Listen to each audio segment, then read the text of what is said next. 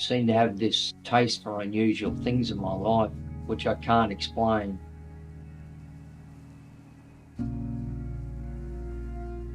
I just like things that are unique. They just make me happy. To me, it's a piece of art.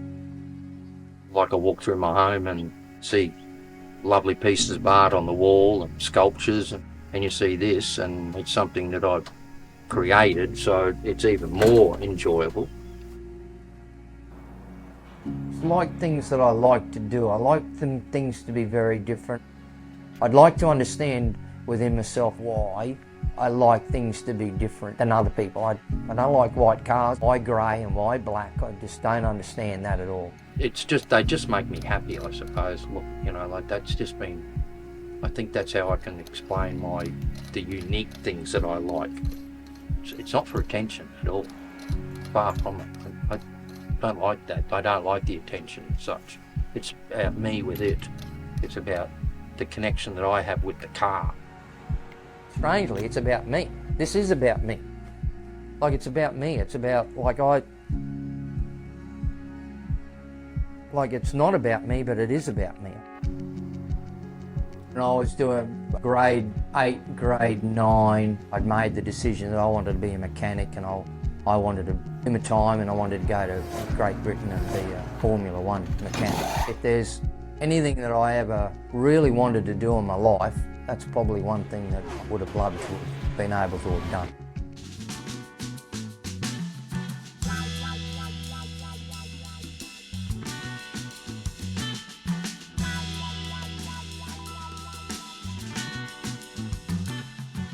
A neighbour in the mid-60s invited me to a motor circuit. A little yellow car caught my eye.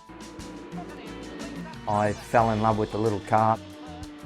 Still remember to this day how much effect it had on me to see this little car scoot by these American cars.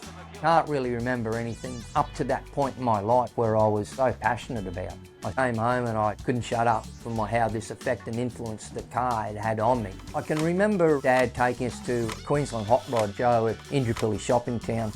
I thought, wow, these are just absolutely little pieces of art. I can remember Dad taking us to the Surfers Paradise Speedway and being absolutely ignited there by some of the cars, the noises and the smell. I remember buying the FJU, working in a garage, pumping petrol, slowly put money into the car. Dad actually got sick of the car, taking pride and place in the one single carport. I remember the car going to the dump, and I remember how upset I was. And that was my everything. I had a beach buggy after that, and Dad actually helped me do the car up. Pretty wild, actually. It was pretty cool. That's probably the first car I actually drove, and we used to drive it down the mud flats at Sandgate. They were good memories. Do you remember hot rod magazines, reading, you know, about Smokey Yanick? He is a racer, an inventor, a hellraiser, an entrepreneur, and an automotive genius. Was always absolutely fascinated with the early days of NASCAR, and I absolutely loved Can-Am cars of the 70s. And my first car was a 1970s HQ panel van. I ended up being fortunate to own and restoring a 1956 356A Porsche. Felt like I was driving a supercar, I felt so proud. I owned a 2.2 1971 S, it's a rare car as well. My third and final Porsche was a 2.7 RS. I absolutely had it. The most enjoyable time doing some track races, sprint races at Concours and Porsche Motorcarners.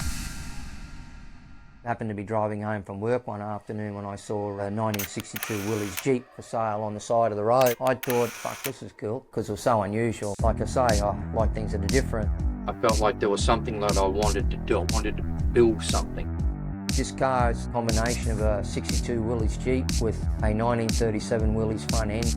I found one of the guys that I used to admire, caught up with him. Found out that he's a boilermaker. Wondered if you could do any work to it. I got this vision in mind, that we could make this a little bit hot roddy, a little bit down that road. Warren, who helped me do the chassis, install the motor, and the diff, and the transmission, front suspension, and we chopped the car together. It was a pretty good memory, actually.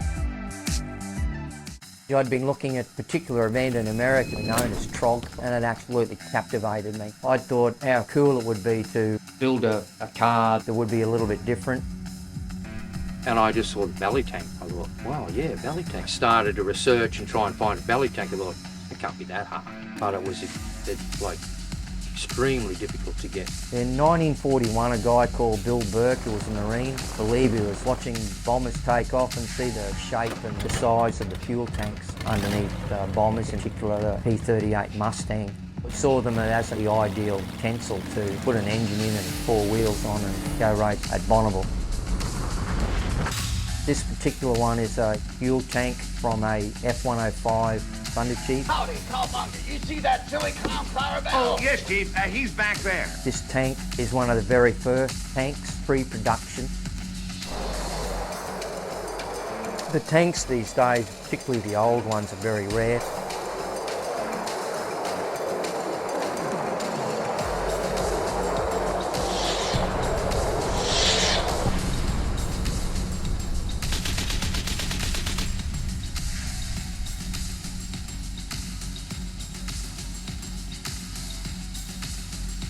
I was able to use 2 sections. The middle section, I just recently made a rocket for my granddaughter to go to the moon. Got in touch with my mate Peter and he said, why wouldn't you think about the 41 Willys that I've got? I thought, wow, yeah, that sounds good.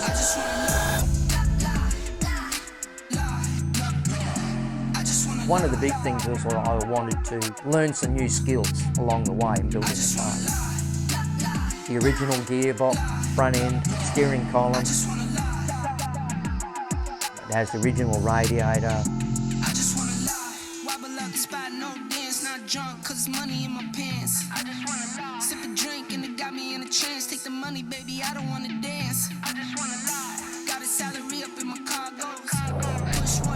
Built the car in actually 6 weeks, which was quite extraordinary also. An event came along which was a copy of the TROG event called the Rattletrap, sort of like going to a rolling, smelling museum. Like you can smell it, you can see it, you can feel the noises from the old cars. It's just an awesome event. I built this car for Rattletrap.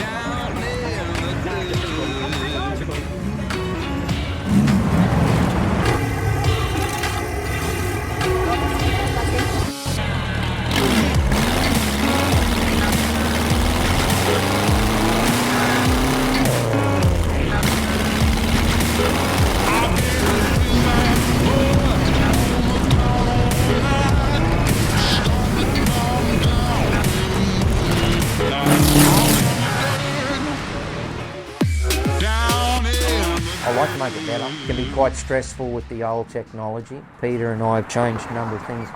I'd like to see it evolve, and it has evolved, but at the same time, I don't want to get too carried away either. Doesn't mean I don't. I very often reflect on that desire to be a Formula One mechanic. I wish I'd have pursued that with a lot more enthusiasm. I think it was probably just what was expected of me. I remember Mum and Dad sitting at the kitchen table and Dad saying, you can do better than that. You can do better than being a tradesman. I felt like Dad could have done more to support my passion. I never felt like Dad ever did anything for me like that. Time he dumped the car on me, which like that, I remember that hurting like shit. That was my everything. From my perspective, I just felt like I always wanted to do the right thing by Mum and Dad. I might not have always done that. I think I rebelled in my own way, but not knowing I was doing that. Just didn't apply myself at school. Didn't like school. Didn't like the education system. I don't think it allowed me to be who I would probably have wanted to have been.